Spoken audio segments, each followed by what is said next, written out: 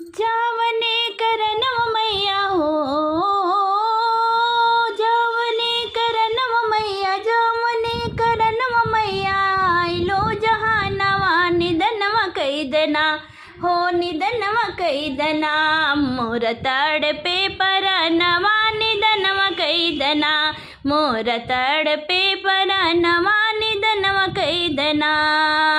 जावने करनव मैया, जवन करनव मैया, आइलो जहानवा निधनवा कैदना हो, निधनवा कैदना, मोर तड़पे परनवा निधनवा कैदना, मोर तड़पे परनवा निधनवा कैदना। जन दुष्ट पापी मैया दीन के सताई, दूसरे के हाक ले अपना बनाई। जन दुष्ट पापी मैया दीन के सताई, दूसरे के हाक लाई अपना बनाई। ओ न हो के दई दमैया, ओ न हो के दई दमैया हो, ओ न हो के दई दमैया, थोड़ कुछ ज्ञानवा निधनवा कैदना,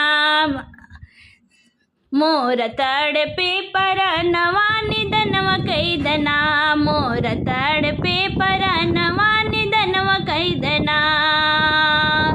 हो दुनिया में फैली माई कितनी बुराई, करते कराम लोग उतरे नीचाई। दुनिया में फैली माई कितनी बुराई, करते कराम लोग उतरे नीचाई।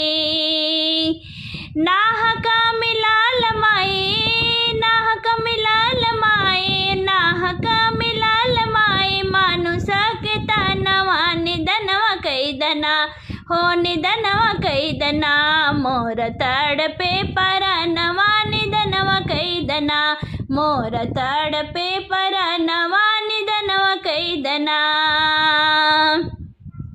ई हवे कलयुग माई केतना बताई, नहीं केहू चीने अपन माई बाप भाई।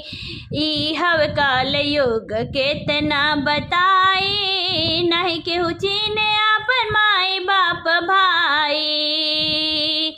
आइसन भइल माई, आइसन भइल माई, जैसे दुश्मनवा निधनवा कैदना हो, निधनवा कैदना, मोर तड़पे परनवा निधनवा कैदना, मोर तड़पे परनवा निधनवा कैदा।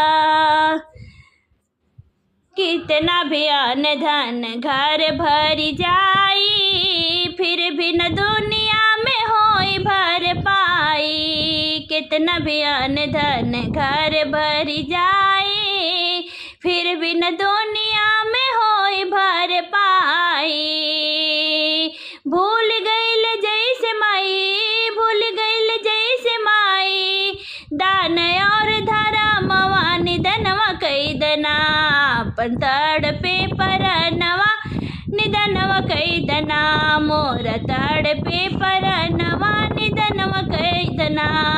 जावने करनवा मैया, जावन करनवा मैया, आइलो जहानवा निधनवा कैदना, मोर तड़पे परनवा निधनवा कैदना, मोर तड़पे परनवा निधनवा कैदना।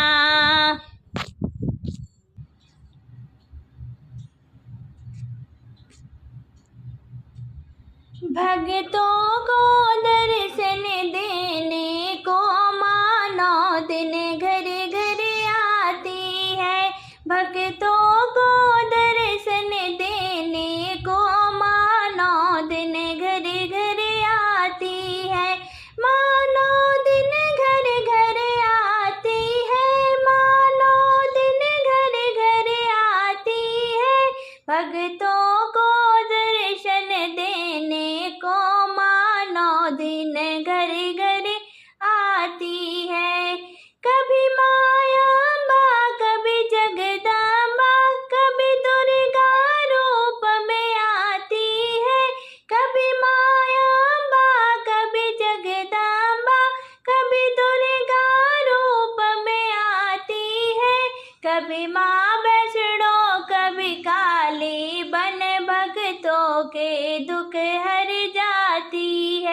कभी माँ बैसड़ो कभी काली, बन भगतों के दुख हर जाती है। कभी भगतों को दर्शन देने को माँ 9 दिन घर घर आती है। भगतों को दर्शन देने को माँ 9 दिन घर घर आती है। माया अष्टभुजी शेरों वाली, वही आदि शक्ति कहलाती है। माया अष्टभुजी शेरों वाली, वही आदि शक्ति कहलाती है। वही जग जननी जग कल्याणी, धरती से पाप मिटाती है। वही जग जननी जग कल्याणी, धरती से पाप मिटाती है। भक्तों को दर्शन देने को माँ 9 दिन घर घर आती है। भक्तों को दर्शन देने को माँ 9 दिन घर घर आती है। माँ ममतामयी भी है शीतल, कभी सौम्य रूप दर्शाती है। माँ ममतामयी भी है शीतल, कभी सौम्य रूप दर्शाती है।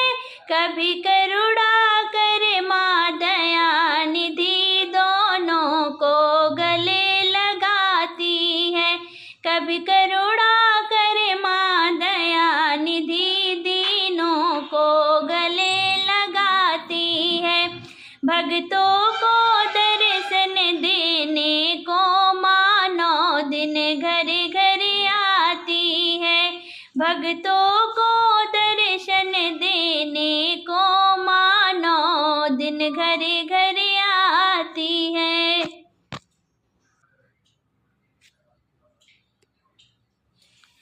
तो हरी नगरिया बड़ी दूर, माई कैसे आई। तो हरी नगरिया बड़ी दूर, माई कैसे आई।